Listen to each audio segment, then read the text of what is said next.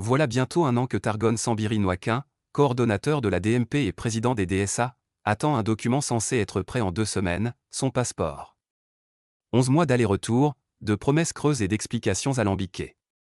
À la DGDN, on lui répète que son dossier est complet, mais mystérieusement, retenu par quelqu'un. Par qui? Pourquoi? Silence radio. Lors du dépôt du dossier, les agents m'ont informé que je pourrais venir retirer mon passeport dans 2 semaines, explique-t-il.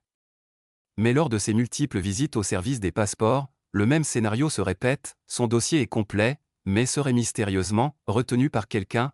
Les agents eux-mêmes semblent dépassés par la situation, promettant des rappels qui ne se font jamais.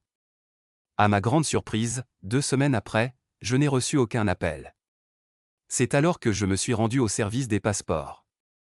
Les agents ont passé à la vérification et m'ont dit que le dossier est complet, mais est retenu par quelqu'un. Ils m'ont dit qu'ils vont aller voir le chef. J'étais assis là pendant des heures. L'agent qui était parti voir n'est plus revenu.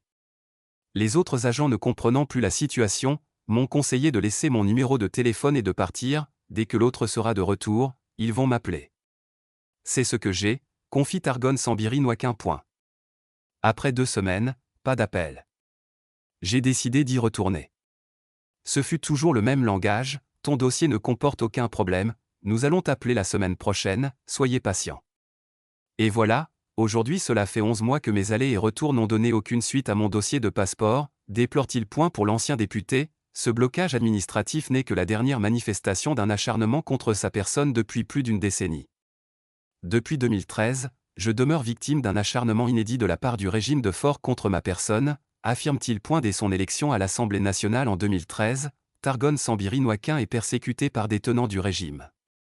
Il accuse nommément Dadja Maganawe, alors préfet de Dankpen, d'avoir déposé une plainte imaginaire contre lui, marquant ainsi le début d'un harcèlement systématique. Après la fin de son mandat parlementaire en 2018, il dit avoir été privé de son salaire pendant 13 mois, alors que ses anciens collègues députés percevaient leurs émoluments dès le premier mois suivant le dépôt de leur dossier. Une discrimination flagrante qu'il attribue à sa posture d'opposant.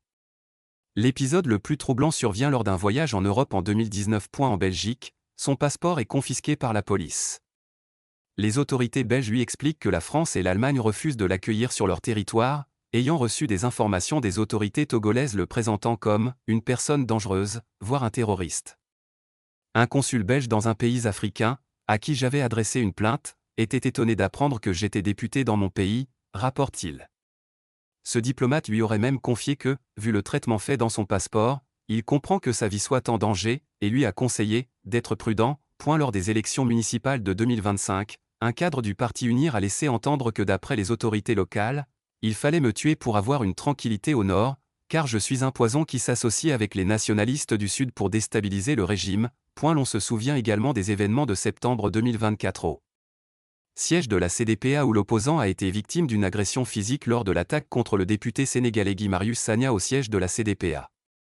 Les miliciens du régime UNIR ont porté plusieurs coups sur ma tête avec des cailloux, raconte-t-il, ajoutant qu'il souffre encore des séquelles de ses blessures.